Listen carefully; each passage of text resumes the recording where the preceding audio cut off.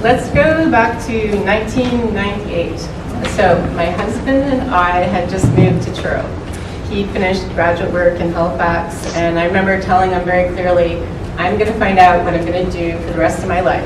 And I remember him rolling his eyes and going, sure, Laura, because I tried a lot of different jobs, and I always had this desire to have a job that I loved to do.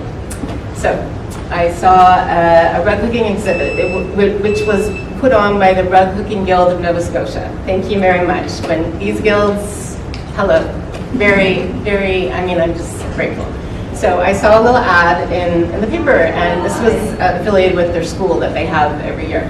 So I went to the exhibit, I saw the rugs, colors, beautiful, beautiful. I need to learn how to do this. So there was a vendor on site, and she showed me how to do it, bought a kit, and went home and did it. And it wasn't like a eureka moment, like, oh my God, I'm gonna do this the rest of my life, but I thought, I'll continue this.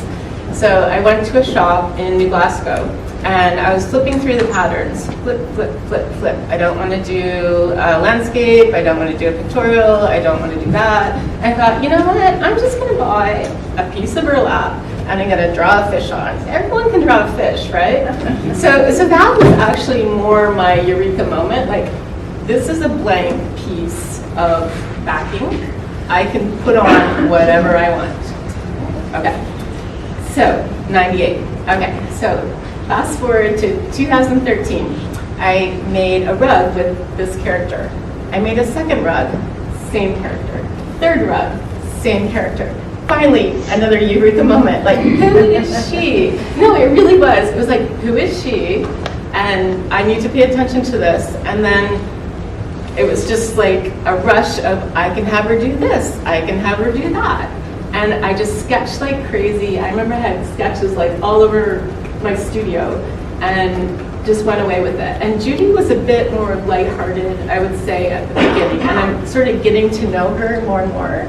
And people say, well, is she your alter ego? People say, oh, that's what she is, Laura, she's your alter ego. And I'm like, is she though?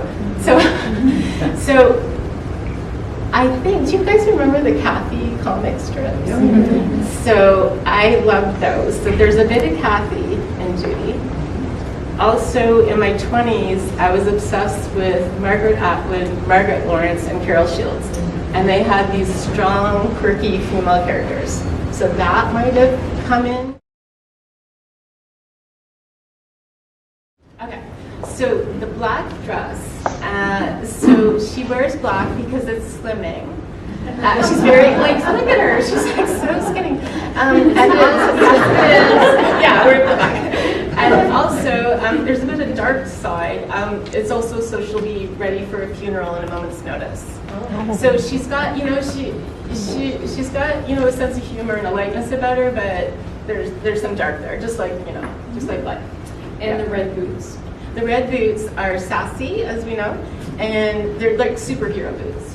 Yeah. I mean, some of you may remember Wonder Woman. I think she had red boots. Yeah. We all need a superhero in our lives, right? Yeah. And her red hair, because you know, do we have any gingers in the audience? No gingers. Oh, there's one over there. Yes. Okay. The red hair. So the red hair. My grandmother, and my father were always talking about people with red hair. So I gave her red hair, and it's always in a bun because she's had a bad hair day for like 20 years. It's always in a bun. So yeah.